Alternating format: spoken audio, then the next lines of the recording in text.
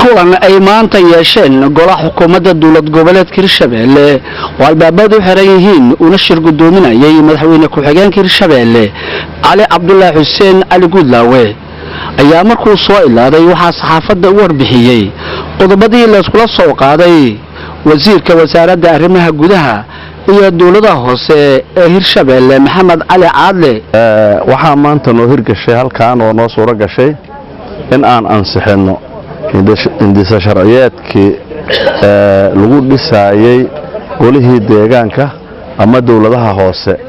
indisa sharciyeedkaas ayaa noo suura galay maanta in halkaan ku ansixino oo golaha wasiirada aan hor keenay ma aragtay muddo laga joogo dhowr 12 maalmood oo la soo akhriyay maantana halkaan waxa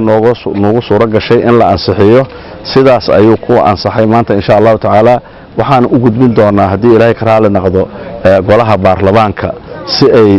u ansixiyaan ayaguna hadii Ilaahay ka raali noqdo markii golaha baarlamaanka ansixiyaan ayuuna sharci noqon doonaa ilaa Ilaahay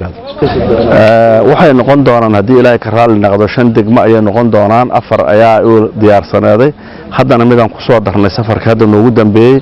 waxay noqon doonaan degmada Jowhar iyo degmada Warshiikh iyo degmada Buulabarde iyo degmada la yiraahdo Beledweyne afartaas degmo ayaa horay u diyaarsanaaday safarka hadda ugu dambeeyay oo asbuuci hore aan ku baxayna waxaan ku soo daray degmada Balcad Abubakar Maxamed Baadle